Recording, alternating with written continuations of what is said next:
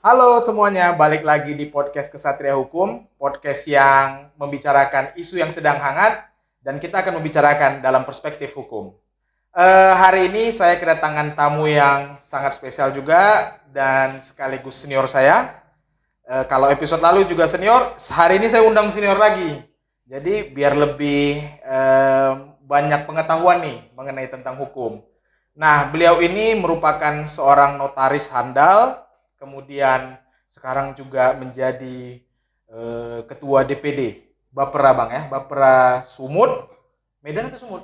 Sumut, wakil ketua. Wakil ketua DPD Bapera Sumut, kemudian teman basket saya, teman futsal juga, jadi banyak macam-macam. Kita banyak akan belajar hari ini bersama beliau.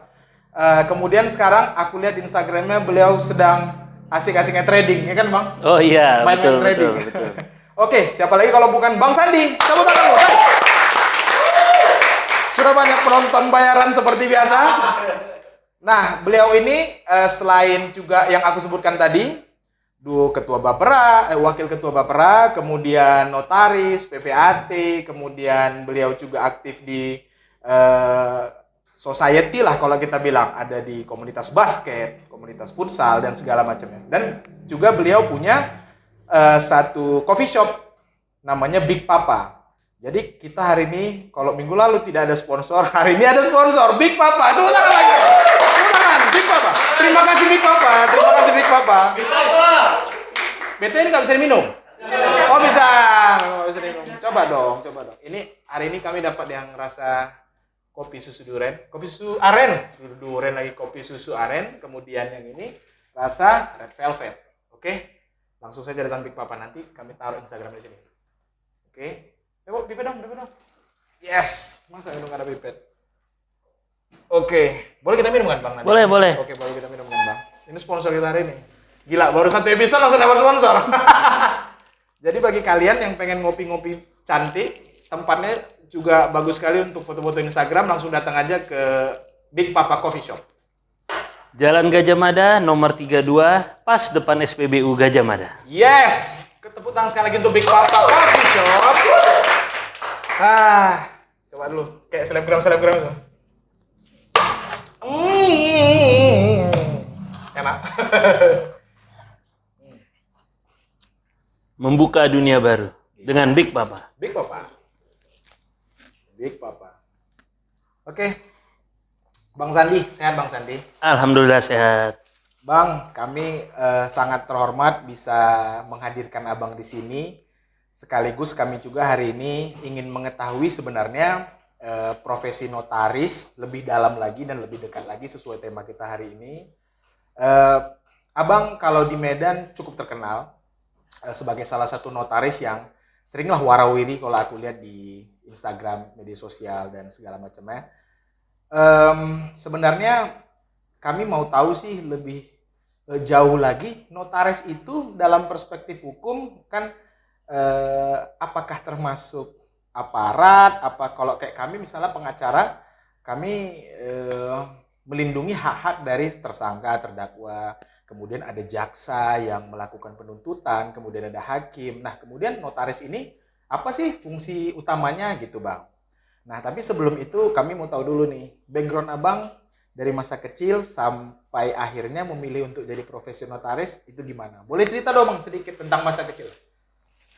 Kalau dari masa kecil sih, memang inginnya menjadi di profesi hukum. Tapi itulah seiring perjalanan, awalnya mungkin sama. Tujuan saya tuh menjadi pengacara atau lawyer.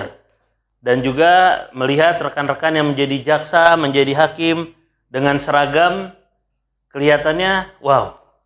Tapi setelah di perjalanan, rupanya saya bukan tipe orang yang suka ada konflik. Saya adalah tipe orang yang tidak suka konflik. Sedangkan kalau kita sudah memilih dunia hukum yang seperti saya sebutkan tadi, seperti pengacara, jaksa, hakim, sudah pasti urusan kita dengan orang yang berkonflik. Betul. Makanya di tengah, pas S1 saya masih berpikir ke arah situ. Tapi pas sambil S2, saya sudah memutuskan saya mau menghindari konflik. Jadi saya memilih menjadi notaris. Karena di notaris kita tidak memihak salah satu pihak. Jadi dua-dua atau beberapa pihak yang berhadapan dengan kita itu semua harus kita jelaskan kepentingannya, keperluannya. Tidak boleh ada yang kita bantu mungkin karena dia yang mengundang kita atau pembayaran dari dia, bukan berarti harus kita arahkan ke tempat dia. Kita harus berposisi netral.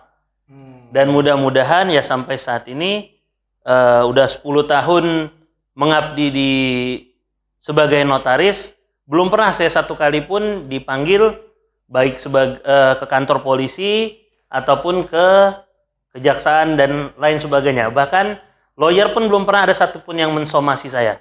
Karena memang saya sangat memilih untuk pekerjaan saya. Jadi mana yang berpotensi konflik biasanya saya hindari. Masih banyak kok pekerjaan yang tidak ada konfliknya di hukum ini. Walaupun di bidang hukum. Walaupun dikatakan orang, begitu kita menjadi notaris, satu kaki itu sebenarnya sudah di dalam penjara. Tinggal bagaimana kita menangani akta kita tidak ada yang salah. Selamatlah kita. Tapi mudah-mudahan itu yang saya terapkan sampai saat ini. Dan kebetulan saya dosen juga. Saya selalu mengasih tahu kepada mahasiswa, mahasiswi supaya berhati-hati. Cross check. Walaupun pegawai yang ngetik, tetap kita harus meriksa. Kalau ada yang rasanya tidak tepat, ada yang kurang, harus segera dilengkapi. Oke. Memang berarti Abang memilih profesi notaris itu karena jauh dari konflik? Harusnya. Harusnya. Tapi memang pada kenyataan ada juga notaris-notaris yang ada konflik kepentingan juga Bang ya dalam prakteknya. Tapi itu memang alasan yang sangat rasional menurut saya apabila, karena kalau kami sebagai pengacara dan kemudian pasti kalau di dalam dunia pengadilan kami pasti beradu argumen dengan jaksa, kemudian ya pastilah yang Abang bilang tadi tentunya sangat berdasar sekali dan rasional, notaris minim akan konflik. Tapi bukan berarti tidak ada konflik Bang ya. Betul. Betul. Jadi Abang memilih notaris itu waktu S1 S2 tadi. Ya. Waktu S2 baru memasuki pemilihan firm. Aku nih kokoh lah langsung ke notaris dan sudah dari S2 Bang ya. Betul, tepat sekali.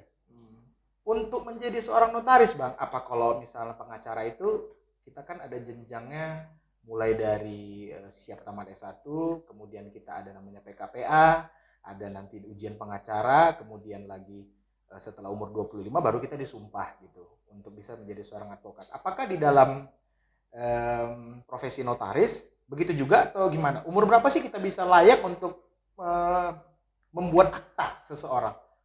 Itu Betul. umur berapa gitu Bang? Jadi pertama kita harus tamat S1 Fakultas Hukum. Hukum. Setelah itu kita mengambil S2 Magister Kenotariatan.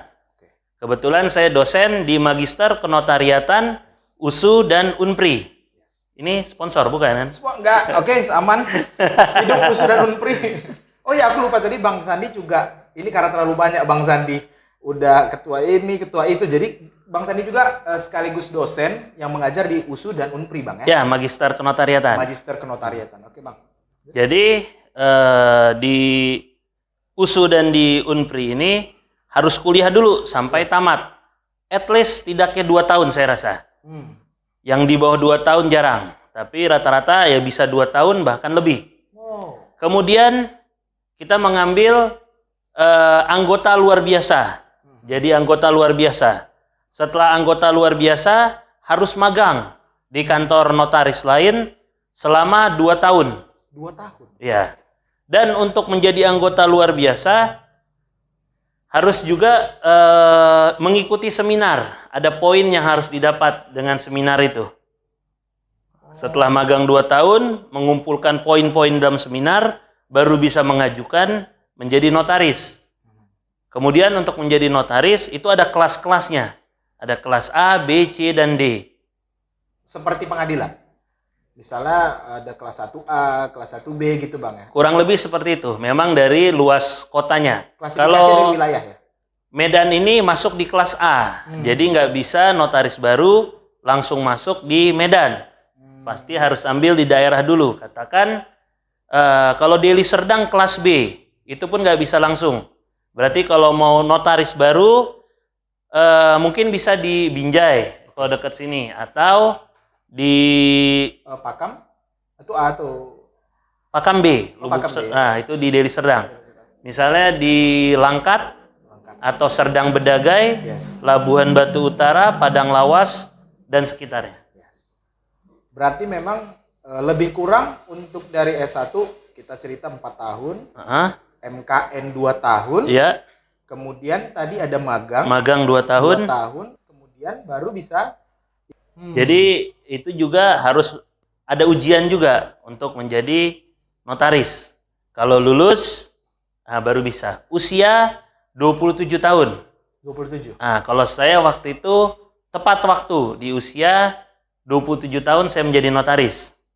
Nah, tadi kalau mengenai umur, notaris mungkin erat kaitannya dituliskan notaris PPAT. Yes. Padahal tidak semua notaris merupakan PPAT. Dan tidak semua PPAT merupakan notaris. Oke. Saya umur 27 notaris. Saya baru PPAT-nya sekitar 5 tahun kemudian. Yes. Jadi waktu zaman saya dulu, mungkin setiap zaman berbeda. Dulu PPAT harus usia 30 tahun.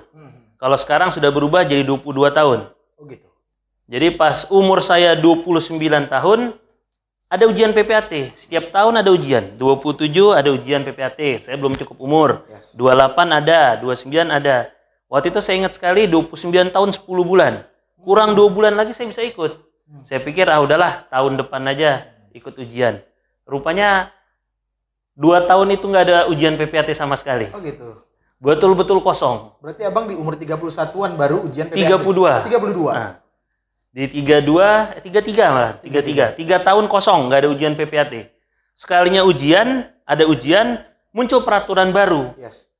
Harus boleh 22 tahun, tidak lagi 30 tahun. Yes. Jadi sesuai dugaan saya, 9.000 peserta. Melunjak ya. Melunjak. Ya. 9.000 peserta, bayangkan saja itu. Dari yang sebelumnya setiap tahun ada, mungkin diikuti 2.000 peserta. Yes. Ini karena umurnya bebas, 9.000 peserta mengikuti ujian. Oke. Tapi ya disitulah kebetulan bagusnya, saya sudah belajar sekali. Dari 27 sampai 33, 6 tahun, 5 tahun lebih, menempa diri mempelajari ilmu-ilmu PPAT. Oke. Jadi saat ujian waktu itu di Jakarta, saya peringkat tertinggi se-Indonesia. Tepuk tangan. Ketika ada prestasi harus tepuk tangan. Oke. Jadi barulah bisa dilantik. Yes. Itu di 2017. Yes. 2017 saya baru dilantik menjadi PPAT Kota Medan. Oke. 2012 saya notaris, berarti 5 tahun notaris tanpa PPAT. Nah, itu kata beberapa orang, bahkan perbankan itu tidak mau menerima notaris yang belum PPAT. Demikian juga PPAT yang belum notaris, itu perbankan tidak mau terima. Yes. Biasanya harus paket. Bang, sebelum kita tadi Abang udah menjelaskan beberapa tahap mengenai penjelasan notaris kemudian dengan PPAT. Sebenarnya perbedaan mendasar antara notaris dan pejabat pembuat akta tanah itu apa sih? Apa tupoksinya apa? Oke. Jadi saya jelaskan, kalau untuk notaris sesuai dengan pasal 1 ayat 1 Undang-Undang Jabatan Notaris, yaitu notaris adalah pejabat umum yang berwenang untuk membuat suatu akta otentik. Sedangkan kalau PPAT adalah pejabat pembuat akta tanah. Jadi dia spesialis hanya bidang pertanahan. Ada 8 aja akta yang bisa dibuat oleh PPAT dan itu erat kaitannya dengan BPN. Sedangkan di notaris kita untuk membuat perjanjian, pengesahan PT, CV, yayasan, perkumpulan dan sebagainya. Itu lebih erat kaitannya dengan Kementerian Hukum dan HAM. Karena Kementerian Hukum dan HAM yang mengeluarkan SK terhadap PT tersebut, yayasan, koperasi, dan lain sebagainya. Oke, berarti memang untuk perbedaan mendasarnya antara notaris dan juga PPAT. Kalau PPAT itu erat kaitannya dengan pengurusan tanah ya Bang, sertifikasi tanah. Tapi kalau misalnya namanya notaris, dia erat kaitannya dengan membuat perjanjian dan kemudian legalitas pembangunan badan usaha. Badan usaha dan badan hukum. Badan usaha dan badan hukum. Nanti kita akan cerita sedikit ke sana mengenai badan usaha dan badan hukum. Kemudian untuk menjadi seorang PPAT dan seorang notaris, apakah ada tips dan trik sendiri Bang, selain kayak Abang bilang tadi magang dan kemudian tadi Abang di Jakarta ada ikut pelatihan segala macam. Gimana sih tips dan trik Abang? Karena aku tahu pasti banyak teman-teman yang sedang kuliah notaris ini, bagaimana sebenarnya menjadi seorang notaris yang berkompeten dan berintegritas seperti Abang. Kayak Abang tadi cerita kalau yang ada konflik atau yang nggak jelas, aku nggak mau, aku hindari gitu. Apalagi Bang untuk menggugah para notaris-notaris ini untuk lebih eksplor dan lebih mendalami tentang notaris. Baik, yang pertama itu harus mau terus belajar. Ilmu di kenotariatan ini tidak berhenti di situ saja. Harus terus dipelajari. Setiap hari itu ada ilmu terbaru. Ini sekarang ini memang tidak terlalu erat hubungannya dengan notaris, cuma karena semua urusan badan hukum, perizinan itu diarahkan masyarakat ya pada umumnya, taunya menghadap ke notaris. Jadi sedikit banyak kita harus mengetahui apa itu. Misalnya perizinan melalui OSS atau Online Single Submission. Yes. Di situ banyak masyarakat yang bertanya kepada notaris, bagaimana cara penyelesaiannya. Kemudian yang terbaru lagi ini ada perusahaan perorangan. Kalau dulu kan PT itu minimal didirikan 2 orang. Undang-Undang Cipta Kerja baru ya? Ya, di Undang-Undang Cipta Kerja sudah ada perusahaan yang bisa didirikan oleh 1 orang. Itu PT Bang ya? Ya, hitungannya PT tapi perorangan. Yes. Makanya ini merupakan hal-hal yang baru dan harus kita pelajari. Jadi intinya harus mau terus belajar. Yang kedua, kita harus mengenal banyak orang. Jadi kalau ada perkumpulan, organisasi, atau hobi, itu sering-sering kita ikutin. Tapi ya yang pasti bisa kita sanggupi ya. Kalau kayak saya ikut perkumpulan mendaki gunung, saya rasa saya memberatkan banyak orang. Bang, aku nggak mau. Oke. Tapi, misalnya itu tadi. Siap. Untuk mungkin di Ormas, saya ada di Bapera, Barisan Pemuda Nusantara. Okay. Itu bagus karena kita banyak melakukan aksi sosial, membantu masyarakat yang sedang kesusahan, atau apabila ada suatu eksiden, katakan kebakaran, kita siap turun langsung, atau bencana apapun. Okay. Kemudian untuk usaha juga harus ada. Walaupun profesi kita notaris, PPAT, pengacara, itu jangan sampai usaha pemasukan kita hanya dari satu sumber. Jadi kalau bisa ada usaha lain. Yes. Nah, ini seperti podcast ini usaha atau bukan? Usaha. Kalau ada sponsor akan jadi usaha. Mungkin sekarang belum, tapi kedepannya bisa mengalahkan Dedi. bisa mengalahkan close the door nih jangan-jangan. Close the door, amin Bang, amin. Jadi ini salah satu usaha juga. Yes. Nah, kalau pengusaha misalnya dapat bergabung kepada misalnya HIPMI. Oke. Himpunan Pengusaha Muda Indonesia. Masih muda kan Pak Satria? Masih muda Bang, masih muda. Nah, kebetulan saya adalah ketua bidang di HIPMI Kota Medan. Bang, ketua bidang HIPMI di Kota Medan. Betul. Jadi itu termasuk organisasi yang baik. Nah, pilih juga organisasinya, jangan pilih organisasi yang kegelapan atau yang tidak baik. Kalau misalnya HIPMI ini sekarang kan terbukti ya, 4 menteri saat ini berasal dari HIPMI. Jadi saya rasa salah satu organisasi yang baik. Kemudian ada beberapa organisasi lain. Lalu misalnya punya hobi ya, kita mungkin sama kan, betul, hobi sepeda motor ya. Motoran, kita hobi motoran, basket. Nah, kalau ada tim motor juga kalau bisa join, gabung aja. Kemudian basket, sepak bola, ada yang bulu tangkis, itu nggak apa-apa. Ikuti, perbanyak kawan, dan satu lagi, Medan ini sempit. Ini kalau kita cerita Medan, jangan sampai mengecewakan orang.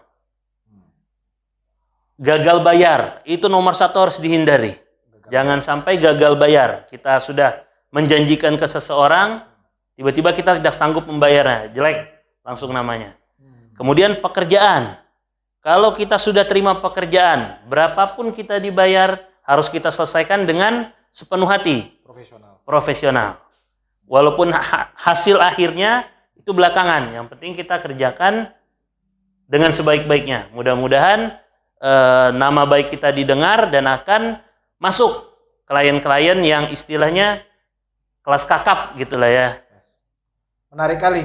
Karena memang Bang Sandi tadi menekankan sekali bahwasannya ketika orang juga mempunyai ilmu yang besar atau yang berkompeten dalam satu bidang, contohnya dalam hal ini notaris, tapi kemudian dia tidak memiliki pergaulan di luar, tidak mengikuti komunitas, tidak ikut dalam hal society yang di dalam ada masyarakat, pasti dia nggak akan dikenal orang juga, Bang ya.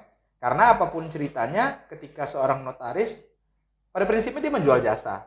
Artinya orang harus tahu dulu bagaimana satu portofolio dari notaris atau kompetensi dari notaris tersebut memang layak dipakai atau layak digunakan nggak jasanya. Jadi memang bagi kalian yang sedang ikut atau sedang kuliah kenotariatan, udah bisa nih dicicil-cicil Bang ya. Masuk komunitas ini, masuk komunitas sana. Artinya menebar sebesar seluas-luasnya jaring itu. Jadi jangan hanya ketika kita, walaupun kita pintar, tapi ketika orang tidak tahu kapabilitas kita, tidak akan ada juga gunanya, gitu kan Bang poinnya. Bagus sekali. Tadi Abang sedikit singgung mengenai tentang badan usaha dan badan hukum. Pasti para penonton kita juga pengen tahu sih Bang. Sebenarnya ada istilah gini, badan usaha non badan hukum, ada badan usaha saja. Perbedaan mendasarnya apa Bang? Dan contohnya dalam implementasi perusahaan, apakah badan hukum misalnya afiliasinya ke PT, ke yayasan, atau badan usaha kemana gitu, atau ke CV aja gitu. Boleh dijelaskan Bang? Jadi kalau badan usaha itu contohnya CV. Jadi kalau badan usaha berbeda dengan badan hukum seperti PT. Walaupun dua-duanya itu tujuannya sama, yaitu mencari profit atau keuntungan. Tapi kalau di CV, harta kekayaan pribadi direkturnya tanggung renteng, dapat diambil. Misalnya CV-nya melakukan kesalahan, kemudian dituntut, harus mengganti rugi. Itu harta kekayaan direktur juga terikut. Sedangkan kalau di PT, karena dia badan hukum, yang diambil hanya harta kekayaan PT-nya saja. Jadi kalau memang PT-nya tidak sanggup membayar, akan dipilotkan. Tapi tidak ke harta pribadi direkturnya. Kemudian dari aset. Kalau kita badan hukum, itu bisa memiliki aset seperti tanah, mobil, kendaraan, dan lain sebagainya atas nama PT kita. Tapi kalau CV tidak bisa. Tidak bisa CV memiliki aset. Nah, itulah bedanya badan usaha dengan badan hukum.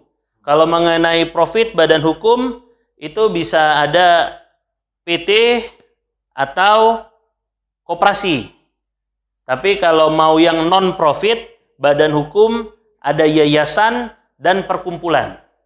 Itu merupakan badan hukum juga, mendapat SK Menteri juga, tetapi sifatnya non-profit. Tidak boleh mencari keuntungan. Yayasan dan perkumpulan. Ya, bahkan kalau misalnya tadi kita cerita Undang-Undang PT yang dulu, 40 tahun 2007, mereka menekankan bahwasannya ada direksi dan komisaris. Tentunya dengan terobosan baru juga nih Bang ya, di Undang-Undang Cipta Kerja, PT bisa didirikan satu orang aja, cuman tadi kan Abang bilang. Betul sekali. Itu boleh cerita Bang, ada informasi atau gimana Bang, kenapa diperkecil skupnya PT yang dulunya ada direksi dan komisaris, sekarang jadi satu orang aja gitu? Ya, sekarang satu orang itu dia berfungsi ya sebagai direktur. Jadi kalau fungsi komisaris itu kan memberi persetujuan. Misalnya mau menjual aset, membeli aset, menjadi penjamin di bank, dan sebagainya, itu membutuhkan direktur yang tanda tangan, tapi perlu persetujuan dari komisaris, atau komisaris turut menandatangani akta tersebut. Kalau di perusahaan perorangan, fungsi komisaris dipangkas, jadi apapun tindakan direktur sudah otomatis tersetujui. Ditanggung sendiri ya, dia sendiri lah istilahnya Bang ya. Cuma ini banyak juga masalah. Masalah awal kita lihat di nama. Jadi kalau selama ini untuk pembuatan PT, notaris tuh berfungsi sebagai filter. Yes. Jadi notaris tidak akan memasukkan nama-nama yang rasanya tidak cocok. Oke. Ini seperti ini kejadian. Ada perusahaan perorangan bikin nama PT Bank Sentral Asia. Yes. Banknya bukan BANK, tapi BANG. BANG. Abang-abang. Bang. Abang dah. Nah, abang dah. Limpul. Oh, ketua ya. Ketua Limpul. Jadi PT Bank Sentral Asia. Sentralnya bukan pakai C, tapi pakai S. Yes, yes. Bank Sentral Asia. Itu kan kalau notaris pasti saya jamin tidak akan mengizinkan hal tersebut. Tapi kalau perorangan masuk, ya inilah, saya takutnya ini akan menjadi scam. Jadi akan ada penipuan-penipuan seolah-olah mirip dengan Bank Sentral Asia. Kemudian ada yang membuat nama. Misalnya katakan PT Maju Sukses bersama TBK. Yes. Padahal kita ketahui bersama kalau TBK itu harus melalui IPO dulu. Prosesnya panjang. Ini dengan mudahnya dia menambahkan kata TBK. Yes. Ya, itu luar biasa memang perusahaan perorangan. Jadi tolonglah kalau bisa pemerintah ada yang melihat, nah bagaimana penanganan itu. Ini mungkin terobosan baru, tapi saya hargai terobosan baru itu bagus, tapi harus ada hal-hal yang perlu dibenahi. Yes. Pasti harus ada koreksi lah dari setiap inovasi Bang ya. Betul. Kalau di HKI namanya passing off.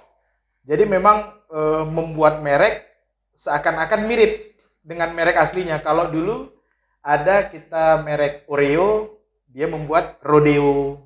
Nah, jadi dia mirip-mirip gitu. Memang ini merupakan suatu problem yang harus diselesaikan bersama. Tapi menurut saya dengan adanya perusahaan yang bisa didirikan oleh satu orang, mungkin bisa memangkas dalam segi waktu dan juga pembuatan lebih cepat Bang ya. Kemudian dia itu sekarang kan kita pernah sering dengar cerita kalau di masyarakat. Ini pertanyaan titipan juga tadi ada beberapa. Bang, sebenarnya kalau kita mau membeli tanah, ada orang sering bilang gini, SK Camat. Kemudian ada yang SHM gitu. Jadi camat itu apakah berhak juga sebagai pejabat pembuat akta tanah? Atau harus memang yang Abang bilang tadi PPAT yang harus dites. Jadi apa nih peran camat dalam mengeluarkan sertifikat akta camat ini Bang? Betul. Kalau camat ini dia juga berperan sebagai PPAT. Nah, tapi itu hanya untuk surat-surat yang belum dikeluarkan oleh BPN seperti sertifikat hak milik, sertifikat hak guna bangunan, sertifikat hak guna usaha, ataupun sertifikat hak pakai. Kalau itu produk BPN, camat tidak bisa masuk. Yes. Kecuali daerah terpencil yang memang tidak ada PPAT-nya. Mungkin ada nanti diangkat PPAT sementara. Misalnya camat itu.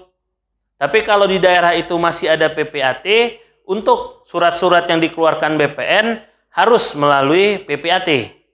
Tidak bisa melalui camat. Jadi yang tadi saya sampaikan, SK Camat ya, dari Pak Satria menyampaikan, SK Camat itu mohon maaf masih merupakan tanah milik negara. Belum menjadi milik masyarakat yang membelinya. Dia masih statusnya tanah negara. Untuk menjadikan tanah tersebut menjadi milik pribadi secara mutlak dan dapat diwariskan turun-temurun, itu harus dirubah dulu menjadi sertifikat hak milik. Kalau perlu bantuan, calling, hubungi di bawah ini.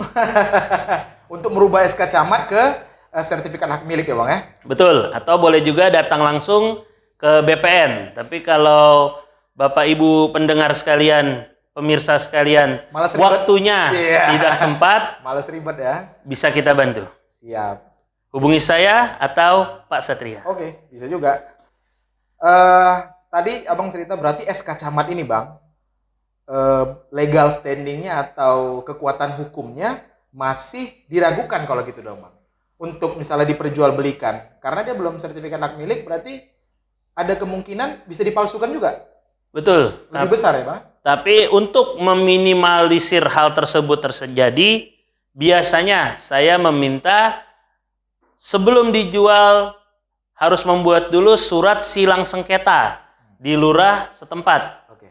Paling tidak 1 bulan sebelumnya. Kalau silang sengketa sudah bertahun-tahun yang lalu tidak saya terima.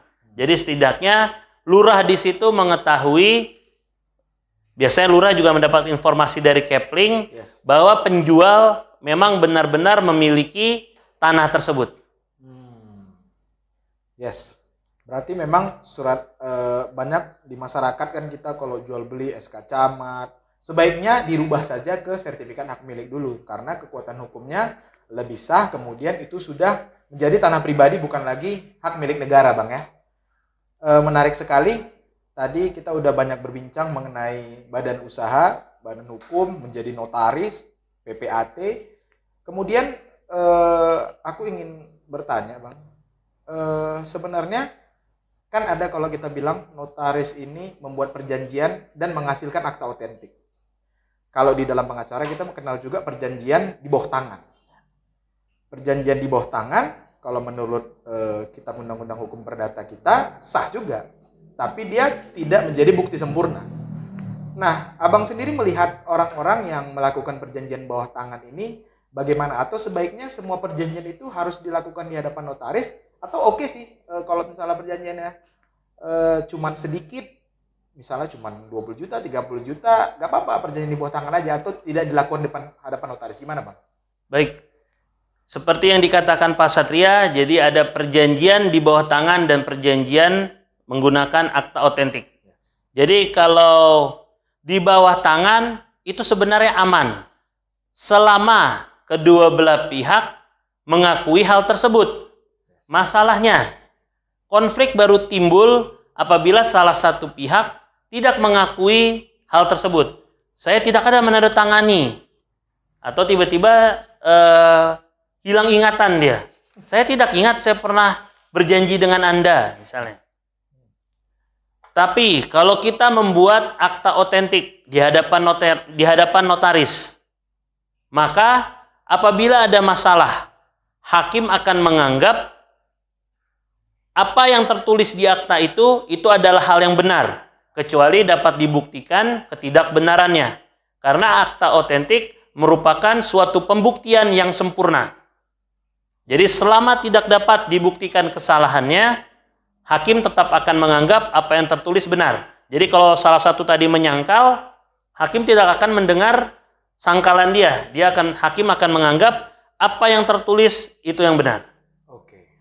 Berarti memang peran notaris dalam membuat suatu perjanjian merupakan sangat vital, apalagi ketika ada masalah kemudian harus menghadapi fase pembuktian di hadapan pengadilan, artinya hakim akan nanya ini dibuat di depan notaris atau tidak. Tapi ketika dibuat di hadapan notaris, maka perjanjian yang telah dibuat menjadi bukti sempurna.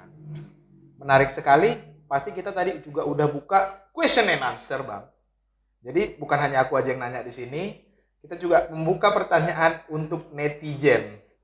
Ada pertanyaan dari netizen? Ada. Silakan, boleh. Ini kita pilih 3 aja ya, Bang. Yes. Yang pertama ada dari Nabila Zepanka. Dia nanya, apa sih kendala yang dihadapi selama jadi notaris? Yes. Kendala, mungkin tadi ada kita cerita juga beberapa, cuman lebih spesifik lagi, Bang.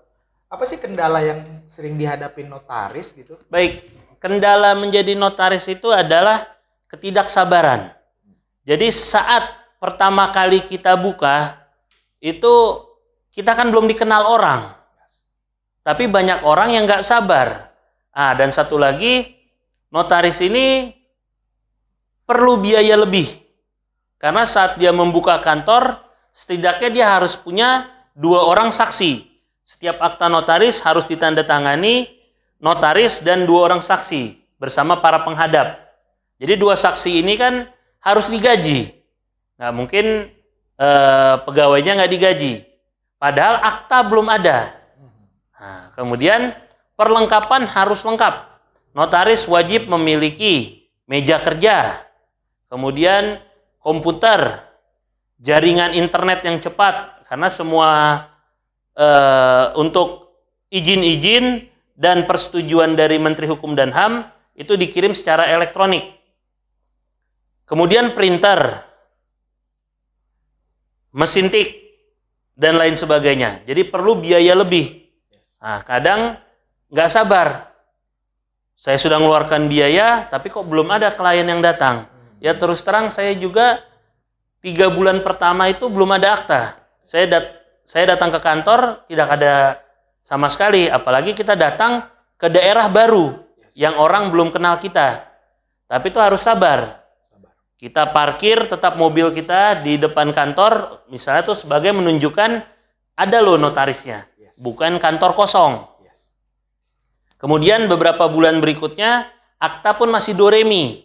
1, 1, re, 2, 3. Nah itu kita harus sabar dengan itu. Kalau dari pengalaman saya, kira-kira butuh 3 tahun untuk kita menebar yang seperti Pak Satria bilang, jaring. Yaitu kita kasih tahu ke orang bahwa kita ini adalah notaris.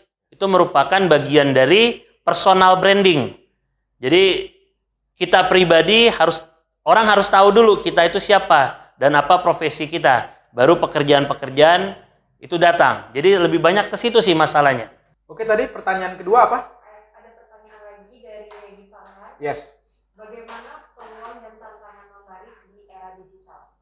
Oh, peluang dan tantangan bagi notaris di era digital. Sebenarnya tadi Bang Sandi sedikit menjawab di jawaban pertama, punya internet yang cepat karena urusannya bakalan banyak ke Kementerian Hukum dan HAM untuk proses pengiriman data elektronik. Betul. Kemudian apalagi Bang untuk notaris di era digital ini? Kemudian perizinan. Kalau sebelumnya untuk perizinan itu masih manual kan diantar ke kantor. Tapi kalau sekarang perizinan tuh melalui sistem online single submission yang ditangani oleh BKPM.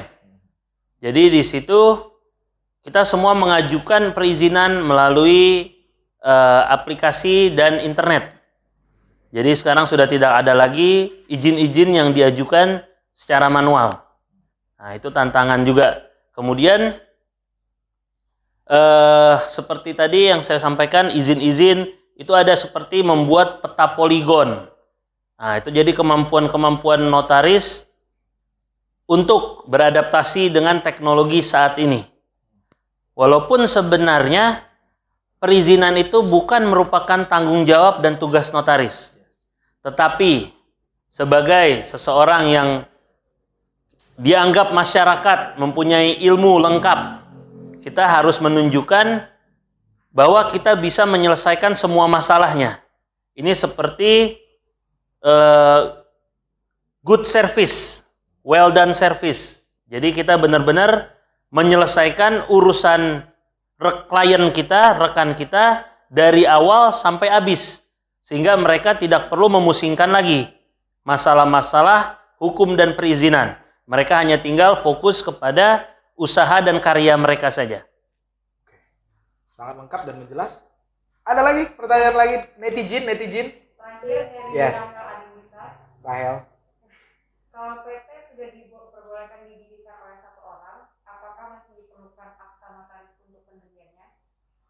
Kalau misalnya tadi Abang cerita PT udah boleh didirikan satu orang, apakah harus mendapat peran dari notaris juga untuk membuat akta pendirian? Ya, perusahaan perorangan tidak membutuhkan akta dari notaris. Kalau PT membutuhkan, tapi perusahaan perorangan ini hanya untuk UKM, yaitu usaha kecil menengah. Tidak bisa usaha besar itu menggunakan menggunakan perusahaan perorangan. Harus menggunakan PT, yaitu didirikan oleh minimal 2 orang menggunakan akta notaris. Berarti udah terjawab. Kalau untuk skala usaha yang menengah, mungkin di bawah 5 miliar Bang modalnya atau yang tidak terlalu besar, sebenarnya peran notaris untuk membuat perusahaan perseorangan sudah tidak diperlukan lagi. Gitu. Ada lagi pertanyaan habis? Habis dari netizen. Nah, kalau aku pribadi Bang, menurutku sungguh banyak ilmu yang didapat dari percakapan kita hari ini. Terutama Abang tadi banyak memberi masukan kepada para notaris itu haruslah sabar. Sepertinya kunci dari anak muda sekarang harus sabar dalam membangun personal brandingnya, membangun bagaimana dia kapabilitas kemampuan dirinya, kompetensi dia. Jadi banyak aspek yang harus dipenuhin sebelum menjadi notaris yang seutuhnya gitu Bang ya. Nah, Abang sendiri merasa bagaimana sih peran notaris kalau tadi dia cerita di era digital? Aku lebih curious tentang notaris ke depannya bisa nggak perannya digantikan oleh artificial intelligence? Misal gini, pembuatan akta itu sudah nanti ada, kalau sekarang kita udah ada OSS tadi Abang cerita, kemudian nanti ke depannya mungkin nggak peran notaris ini digantikan oleh artificial intelligence, jadi kita tinggal buat nama PT apa segala macam, mereka yang membuat aktanya apa semua segala macam, karena tidak menutup kemungkinan kan. Nah, gimana menurut Abang peran notaris ke depan ini? Apakah bisa diganti atau nggak bisa? Memang harus notaris yang tetap. Memang banyak hal yang akan digantikan dengan teknologi. Seperti tadi yang perusahaan perorangan itu kan tidak lagi membutuhkan jasa seorang notaris. Tetapi ini kalau menurut saya peluang notaris itu tetap sangat besar.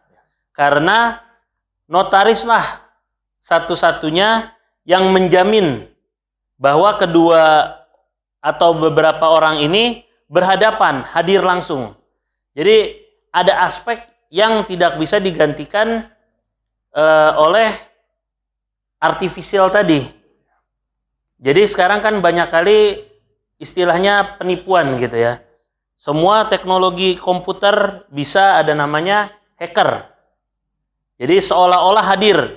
Dia buatlah diklik-klik bagaimana tiba-tiba seolah-olah hadir. Tetapi kalau di notaris, notaris harus berhadapan langsung dengan klien tersebut, penghadapnya. Kita menyebut penghadap. Jadi harus hadir. Kita minta identitasnya, kita pastikan orangnya tepat, baru bisa melanjutkan pembuatan aktanya. Nah, di situ saya rasa yang belum bisa digantikan, yaitu kehadiran langsung dan dijamin penandatanganannya. Oke, saya rasa udah mencakup keseluruhan dari percakapan kita ini. Ada lagi yang mau bertanya, para penonton? Kayaknya udah semua ya, Bang Sandi udah menjelaskan secara gamblang, secara lugas juga tentang sebenarnya peran notaris itu dalam dunia hukum ini bagaimana. Pasti kalian juga para penonton saya rasa udah tahulah dan mengetahui. Juga jangan lupa minum di Big Papa. Di jalan apa tadi Bang? Gajah Mada nomor 32. Jalan Gajah Mada nomor 32. Depan SPBU Gajah Mada. Aku juga sering lihat di story-nya Abang banyak artis-artis yang nyanyi. Kalau kadang malam minggu Bang ya, ada live music juga. Juga Abang sekarang kalau bagi yang pengen jalan-jalan, Abang juga ada sedia rental mobil. Betul. Jadi banyak. Silakan langsung aja ke Instagram nanti Bang Sandi. Pasti akan tahu beliau ada usaha apa aja dan segala macam. Selain jalan-jalan, ya rental mobil bisa juga dipakai. Misalnya mau menikah. Mau menikah. Sudah menikah? Belum. Nanti akan menyewa ke Abang. Pokoknya kita support terus Bang Sandi, kiprahnya kita pasti akan selalu pantau dan terus gali ilmu dari beliau. Yang terakhir saya ingin sampaikan kepada para penonton juga, apapun profesi kalian, bila kalian khususnya menjual jasa, tentunya harus banyak bersabar. Karena memang untuk membangun suatu perusahaan, khususnya yang bergerak dalam bidang jasa, artinya kita harus banyak membuat portofolio kita agar portofolio itu kita bisa dilihat oleh halayak luas. Jadi masyarakat tahu dulu portofolio kita bisa apa, bagaimana hasil karya kita, itu yang paling penting. Dan jangan cepat berpuas diri, terus belajar, kata Bang Sandi tadi, terus juga menebar jaring, dan jangan cepat kita itu sombong. Karena mungkin kesombongan nanti yang bisa menghancurkan kita. Artinya tetap aja merasa diri kita haus akan belajar. Sekian saja podcast kita hari ini di podcast Kesatria Hukum. Tema hari ini kita sudah lengkap membahas tentang notaris lebih dalam. Ke depan kita bakalan cerita lagi mengenai tentang aspek hukum yang lain, tentunya yang sedang hangat di dalam masyarakat. Baik, sekian saja. Jangan lupa subscribe, juga follow Instagram kita dan ada TikTok. Nanti aku akan kasih namanya. Semoga kita bisa berjumpa di episode lainnya. Terima kasih dan assalamualaikum warahmatullahi wabarakatuh. Terima kasih Bang Sandi.